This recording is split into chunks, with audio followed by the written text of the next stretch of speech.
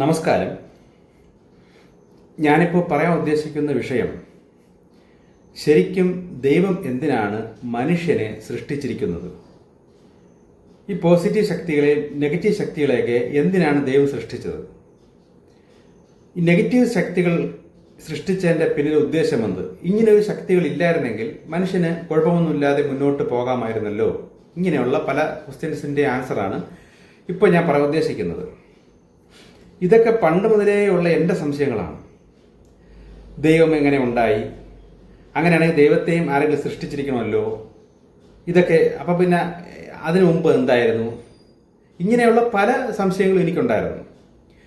അപ്പോൾ എന്നോട് ഇടപെടുന്ന ആ ശബ്ദം എനിക്ക് ചില കാര്യങ്ങൾ ഇങ്ങോട്ട് പറഞ്ഞുതരാൻ തുടങ്ങിയപ്പോൾ ഞാൻ ആദ്യം ചോദിച്ചത് ദൈവം എങ്ങനെ ഉണ്ടായെന്നും ദൈവത്തിൻ്റെ അച്ഛനമ്മമാരാര്, അല്ലെങ്കിൽ ഈ നെഗറ്റീവ് ശക്തികൾ ഇതൊക്കെ എന്തിനാണ് നമ്മൾ അനുവദിക്കുന്നത്? ഇതൊക്കെ ഉള്ളതുകൊണ്ടാണല്ലോ നമുക്ക് ഭയങ്കരമായ കഷ്ടം. ഇതൊക്കെ തന്നെയാണ് ഞാനും ആദ്യം ചോദിച്ചെടുത്തത്. അപ്പോൾ എനിക്ക് കിട്ടിയ ഉത്തരങ്ങൾ തുടക്കത്തിൽ എൻ്റെ ആത്മീയ വളർച്ചയ്ക്ക് അനുസരിച്ച് ഓരോരോ കാര്യങ്ങൾ പറഞ്ഞു തരാം എന്നാണ് ദൈവം എന്നോട് പറഞ്ഞത്. അപ്പം ഞാൻ പിന്നെ ചോദിച്ചു. അപ്പോൾ ദൈവം പറഞ്ഞത്, നമ്മളുടെ ഒരു വളർച്ചയ്ക്ക് അനുസരിച്ച് ഉള്ള ദൈവിക രഹസ്യങ്ങളെ നമ്മൾ തിരിച്ചറിയാവൂ. ഇപ്പോൾ ഒരു ഗുരുനാഥന് എന്തെങ്കിലും അറിയാമെങ്കിൽ പോലും ശിഷ്യരോട് നേരിട്ടങ്ങ് പറഞ്ഞു കഴിഞ്ഞാൽ അത്രയും വളർച്ചയില്ലാത്ത ശിഷ്യർ അത് കേട്ട് അവരുടെ തലച്ചോറിൽ അത് ശേഖരിക്കും, ഇങ്ങനെയുള്ള രഹസ്യങ്ങൾ. അങ്ങനെ വരുമ്പോൾ നെഗറ്റീവ് ശക്തികൾ ഇത് തിരിച്ചറിഞ്ഞിട്ട് ഈ ആത്മീയ വളർച്ച വരാത്തവർക്ക് പലതരം ഭയങ്കരമായ കഷ്ടങ്ങൾ കൊണ്ടുവരികയും അവരെ പൂർണ്ണമായി നശിപ്പിച്ചു കളയുകയും ചെയ്യും. മരണം വരെ ചിലപ്പോൾ സംഭവിക്കാം, ഇല്ലെങ്കിൽ മനോരോഗികളായി മാറാം. ഇങ്ങനെ പല രീതിയിലും ഈ വ്യക്തിയെ നശിപ്പിച്ചു കളയും. കാരണം ദൈവിക രഹസ്യങ്ങളും ദൈവിക മർമ്മങ്ങളും ഒരു ലെവൽ അനുസരിച്ച് നമ്മൾ അത് അറിയാവൂ. ഇപ്പോൾ ഈ പല ആൾക്കാർ നമ്മളെ തമ്പ് ഇംപ്രഷൻ നോക്കിയും അത് നോക്കി നമ്മളെ പൂർവ്വകാലം ഇതൊക്കെ ചുമ്മാ പറഞ്ഞു കൊടുക്കുന്നുണ്ട്. പക്ഷെ ശരിക്കും പറഞ്ഞാൽ അറിയേണ്ട ലെവലിൽ എത്തുന്ന ഒരാൾക്ക് ഇങ്ങനെയുള്ള ചില കാര്യങ്ങൾ അറിയാവൂ. ഇല്ലെങ്കിൽ നേരത്തെക്കാട്ടിലും വിഷയങ്ങളും പ്രശ്നങ്ങളും കൂടിക്കൂടി വരും. അപ്പോൾ ആത്മാവിൻ്റെ ശക്തി അല്ലെങ്കിൽ ആത്മാവിൻ്റെ ബലമാണ് എല്ലാത്തിൻ്റെ പിന്നിലെയും പ്രധാന കാര്യം. അപ്പം ഞാൻ ദൈവത്തോട് പല കാര്യങ്ങൾ ചോദിക്കുമ്പോൾ എൻ്റെ വളർച്ചയ്ക്കനുസരിച്ച് എത്രത്തോളം ഞാൻ ആകുന്നു അതനുസരിച്ച് പറഞ്ഞു തരാം എന്ന് പറഞ്ഞിട്ടുണ്ട്. അങ്ങനെ എനിക്ക് പതുക്കെയായിട്ട് പല കാര്യങ്ങൾ എനിക്ക് പറഞ്ഞു തന്നിട്ടുണ്ട്. ദൈവം എങ്ങനെ ഉണ്ടായി എന്നതിനെ കുറിച്ച് വരെ എനിക്ക് പറഞ്ഞു തന്നിട്ടുണ്ട്. പക്ഷെ അതൊക്കെ അത്ര കണ്ട് ആത്മീയ വളർച്ച നേടി വരുന്ന ഒരു വ്യക്തിക്ക് അതെനിക്ക് പറഞ്ഞുതരാൻ പറ്റുള്ളൂ. അല്ലെങ്കിൽ തന്നെ എനിക്കത് പറഞ്ഞു തരേണ്ട ആവശ്യവും വരുന്നില്ല. കാരണം ആ വ്യക്തിക്ക് ഒരു വളർച്ചയുടെ ഒരു ലെവൽ എത്തുമ്പോൾ തന്നെ ഈ വിധ കാര്യങ്ങൾ ചോദിച്ച് എടുക്കത്തക്ക ലെവലിൽ ആ വ്യക്തിയും വളർന്നു കഴിയും. അപ്പോൾ ദൈവം ഈ വിധ രഹസ്യങ്ങൾ അവരോട് തന്നെ ഷെയർ ചെയ്യും. പക്ഷേ ഈ വളഞ്ഞ വഴിയിലൂടെ കാര്യങ്ങൾ നേടിക്കളയാം എന്ന് വിചാരിക്കുന്നത് ശരിക്കും പറഞ്ഞാൽ അബദ്ധമാണ്, അത് അപകടമാണ്. നിങ്ങൾ തന്നെ വളർന്നു വന്നിട്ട് വേണം ഇങ്ങനെയുള്ള കാര്യങ്ങളെല്ലാം ചോദിച്ചെടുക്കേണ്ടത്. നേരിട്ട് ഇതൊക്കെ മനസ്സിലാക്കണം. ആരെങ്കിലും പറഞ്ഞാലൊന്നും അതാർക്കും വിശ്വാസം വരികയില്ല, അതങ്ങ് ഉൾക്കൊള്ളാൻ പറ്റുകയുമില്ല. പക്ഷെ നേരിട്ട് കിട്ടിയാലോ? അപ്പം ദൈവം എന്നോട് പറയുന്നത് ഇതിനുവേണ്ടി നിൽക്കുന്ന വ്യക്തികളെ നേരിട്ട് ആ ദൈവവുമായുള്ള ഒരു കണക്ഷൻ, അതിലേക്ക് എത്തുന്ന കാര്യങ്ങൾ പറഞ്ഞു കൊടുക്കുകയും അങ്ങനെയുള്ളവരെ സഹായിക്കുകയും ചെയ്യണം എന്നാണ് പറയുന്നത്. കാര്യം ആ ഒരു ബന്ധം എത്തിക്കഴിഞ്ഞാൽ പിന്നെ അവരുടെ കാര്യങ്ങളെല്ലാം അവർക്ക് തന്നെ നേരിട്ട് ഇൻഫർമേഷൻസ് കിട്ടി മുന്നോട്ട് പൊയ്ക്കോളും.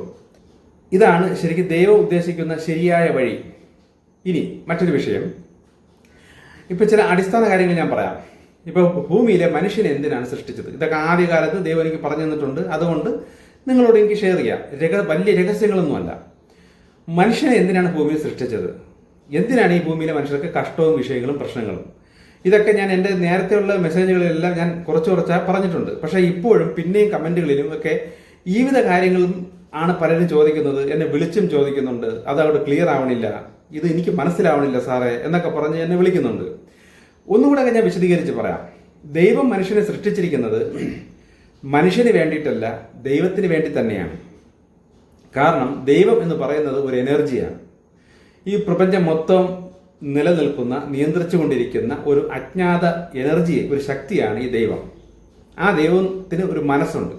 നമ്മളെ മനുഷ്യർക്കുള്ളതുപോലെ സകലമാന വിചാരങ്ങളും ഒക്കെ ഉള്ള ഒരു മനസ്സ് ആയി നിറഞ്ഞു നിൽക്കുന്നതാണ് ഈ ദൈവം. ആ ദൈവത്തിൽ നിന്ന് തന്നെയാണ് നെഗറ്റീവ് ശക്തികളും പോസിറ്റീവ് ശക്തികളും ഒക്കെ ഉണ്ടായിരിക്കുന്നത്, ആ ദൈവം ഉണ്ടാക്കിയത്.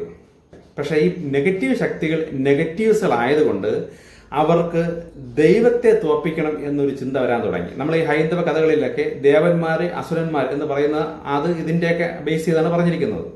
ദൈവത്തിനെ തന്നെ തോൽപ്പിച്ച് മറ്റൊരു ദൈവത്തിന്റെ രീതിയിൽ ജീവിക്കണം എന്ന ആഗ്രഹത്തോടെ ഈ ദേവന്മാർ പോസിറ്റീവ് ശക്തികൾക്ക് എതിരെ ഈ നെഗറ്റീവ് ശക്തികൾ ശരിക്കും അവരെ നശിപ്പിക്കാനും തോൽപ്പിക്കാനും തുടങ്ങിയപ്പോൾ ദൈവം എന്ത് ചെയ്തെന്ന് വെച്ചാൽ ഈ നെഗറ്റീവ് ശക്തികളെ എല്ലാവരെയും ആ ദൈവത്തിന്റെ ആ ഒരു ഡയമെൻഷൻ ഉണ്ട്, ഒരു മണ്ഡലമുണ്ട്, നമ്മൾ അതിന് സ്വർഗം എന്ന് വേണമെങ്കിൽ വിളിക്കാം. അവിടെ നിന്നും ഈ നെഗറ്റീവായി ദൈവത്തിനെതിരെ അല്ലെങ്കിൽ പോസിറ്റീവ് ശക്തികൾക്ക് എതിരെ തിരിഞ്ഞവരെ ദൈവവും ഈ ശക്തികളും ചേർന്ന് അവരെ പുറന്തള്ളി.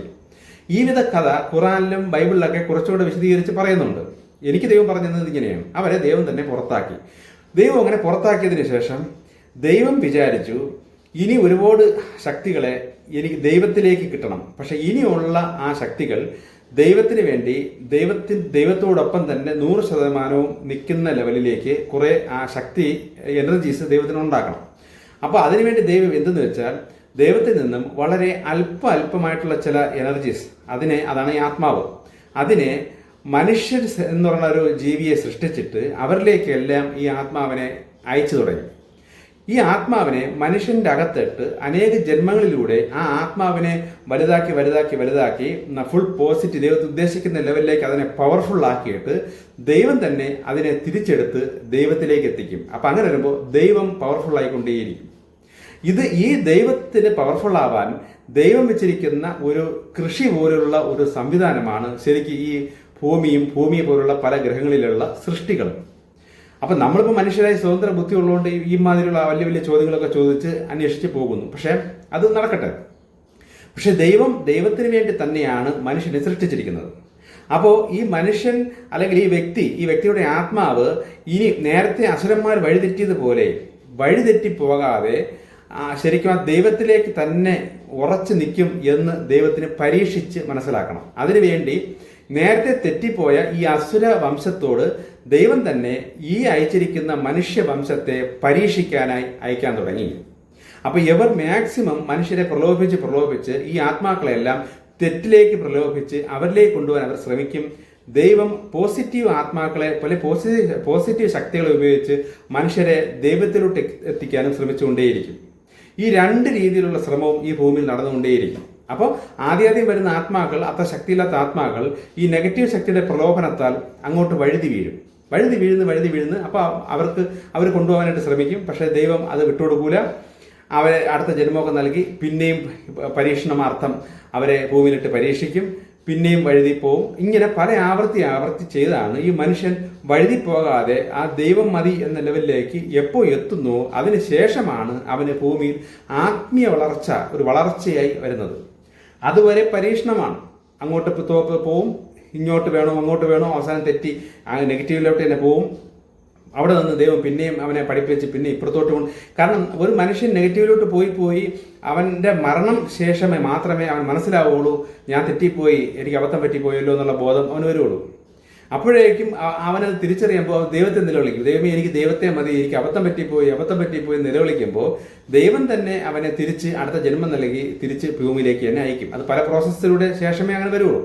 പക്ഷെ എനിക്ക് നെഗറ്റീവ് മതി, എനിക്ക് അതാണ് താല്പര്യം എന്ന് പറഞ്ഞ് ആ നെഗറ്റീവ് ശക്തികൾ അവന് സുഖവും വളർച്ചയൊക്കെ കൊടുത്ത് അങ്ങോട്ട് കൊണ്ട് പോകുന്ന വ്യക്തി മരണാനന്തരവും എനിക്ക് തെറ്റിപ്പോയി ദൈവമേ എന്ന് പറയില്ല.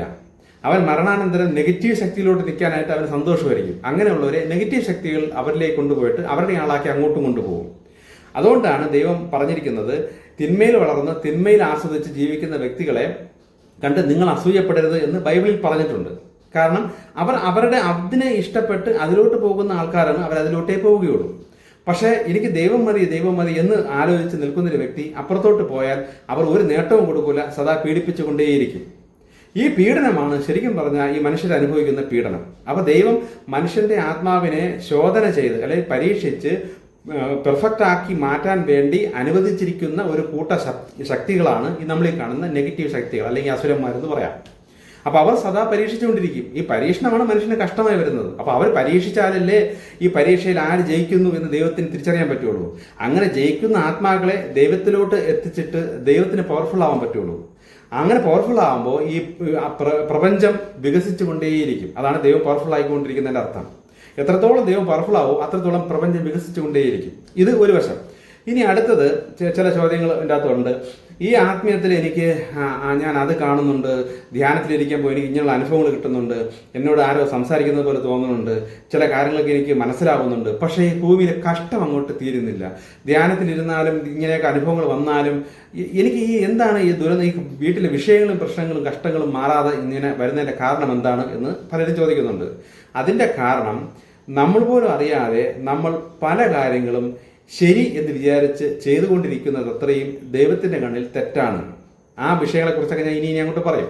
അപ്പം അങ്ങനെ തെറ്റുന്നത് കാരണം ഇവരെ ദൈവം സ്നേഹിക്കുന്നത് കൊണ്ടും ഈ ആത്മാക്കൾ തിരിച്ചു വരും എന്നുള്ളത് കൊണ്ടും അവർക്ക് കിട്ടുന്ന ഒരു പരീക്ഷണം, അല്ലെങ്കിൽ അവരെ നന്നാക്കുന്ന ഒരു പ്രോസസ്സ്, അല്ലെങ്കിൽ അവരുടെ പാപത്തെ ബാലൻസ് ചെയ്യുന്ന, കർമ്മഫലത്തെ ബാലൻസ് ചെയ്യുന്ന ഒരു പ്രോസസ്സാണ് അവർക്ക് കഷ്ടം വന്നുകൊണ്ടേയിരിക്കുന്നത്.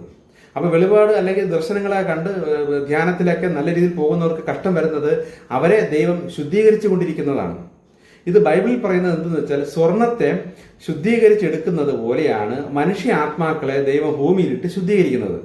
അപ്പോൾ എത്രത്തോളം തീയിലിട്ട് സ്വർണ്ണത്തെ ശുദ്ധീകരിക്കുന്നത്, കൂടുതൽ തീയിലിട്ട് പഴുപ്പിച്ചാണ് അതിനുള്ള ആവശ്യമില്ലാത്ത സാധനങ്ങളെല്ലാം കരിച്ച് കളഞ്ഞ് പ്യുവർ സ്വർണ്ണമാക്കി എടുക്കുന്നത്. അതുപോലെ തന്നെയാണ് മനുഷ്യനെ ഭൂമിയിലിട്ട് ഇങ്ങനെ ചൂടാക്കി, അതായത് ഈ സിറ്റുവേഷനിലൂടെ കടത്തിവിട്ട് ഈ പൈശാചിക ശക്തികൾ അല്ലെങ്കിൽ ഈ അസുരന്മാരുടെ പരീക്ഷണങ്ങളിലൂടെയൊക്കെ കടത്തിവിട്ട് ഈ വ്യക്തിയെ ഭൂമിയിലിട്ട് ശുദ്ധീകരിക്കുന്നതാണ്.